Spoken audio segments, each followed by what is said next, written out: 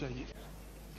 इसीलिए मैं समझता हूं कि डेमोक्रेसी के बारे में बहुत कुछ कहा जाता है कि इस देश में डेमोक्रेसी बहुत बड़ी है, बहुत बड़े अरसे से चल रही है, लेकिन मैं समझता हूं कि इस देश में कोई डेमोक्रेसी नहीं है। इट इज एक खेल चल रहा है इस देश में जिसमें अमीरों के नोटों से गरीबों के वोटों के साथ खिलवाड़ होता है। अमीरों के नोटों से गरीबों के नोटों के साथ खिलवाड़ होता है और मैं समझता हूं कि इसको अमीरों के नोटों से गरीबों के वोटों के साथ खिलवाड़ होता है, जिसको डेमोक्रेसी कहते हैं। इसी तरह से हमारे जो चीफ इलेक्शन कमिश्नर हैं तो मिस्टर सेशन, तो उन्होंने एक किताब लिखी है, उसमें उन्होंने खुद कहा है कि इस देश में डेमोक्रेसी नहीं है। उन्होंने एक मिस्टर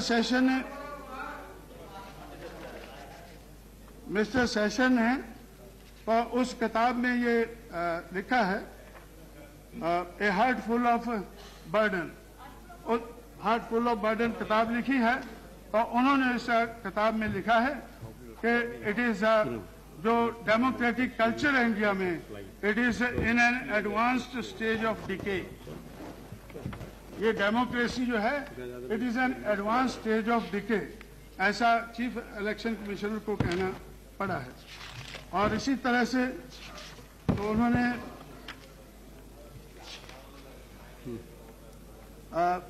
और 1951-52 में तो जब इस देश में डेमोक्रेटिक प्रोसेस चलने वाला था तो बाबा साहब अम्बेडकर ने उसी वक्त कहा था कि भाई ये जो अगर अमीर के पैसों से अगर चुनाव लड़ा जाएगा तो फिर अमीरों की ही बात इस देश में चलेगी, पैसे वालों की ही बात चलेगी। और वही हम देख रहे हैं कि मनी माफिया और मीडिया का रोल बहुत बड़ा है। मनी माफिया और मीडिया का रोल इस देश की डेमोक्रेसी में बहुत बड़ा रहा। तो बाबा साहब ने उस वक्त, क्योंकि लोग महाभारत और रामायण के बारे में ज्यादा जानते हैं, इसलिए उन्होंने कहा था कि I would like to refer to the Mahabharata during the battle between the Pandavas and the Kauravas. Bhishma and Drona were on the side of Kauravas. Pandavas were in the right and the Kauravas was in the wrong.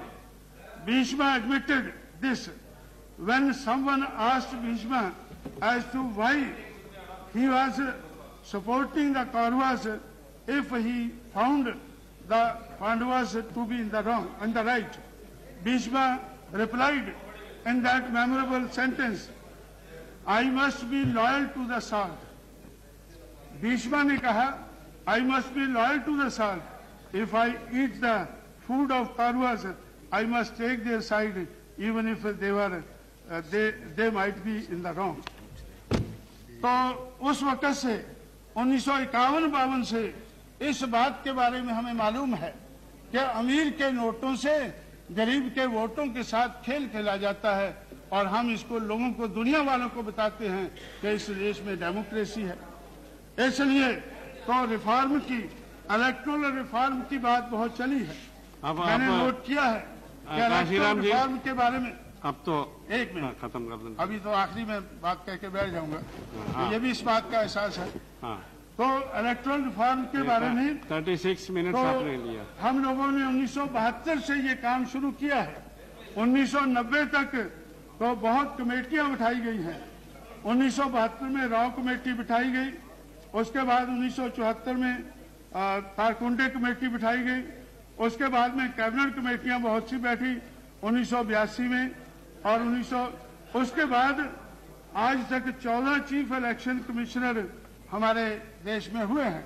Her election commissioner ने electoral reform के बारे में अपनी report दी है कि ये होना चाहिए, लेकिन आज तक जो रिफॉर्म की बात हमने कही है वो आज तक हम कर नहीं पाए हैं, क्योंकि हम करना नहीं चाहते हैं। हम ये करना नहीं चाहते हैं। पिछले 50 साल में इलेक्टोरल रिफॉर्म की बात तो बहुत कही गई है, लेकिन हम करना नहीं चाहते हैं, इसलिए हम कर नहीं पाए हैं।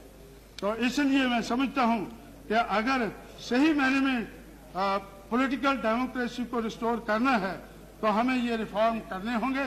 और political democracy without social and economic democracy ये भी इस देश में आज तक कामयाब नहीं हुई है, आने वाले समय में कामयाब नहीं होगी।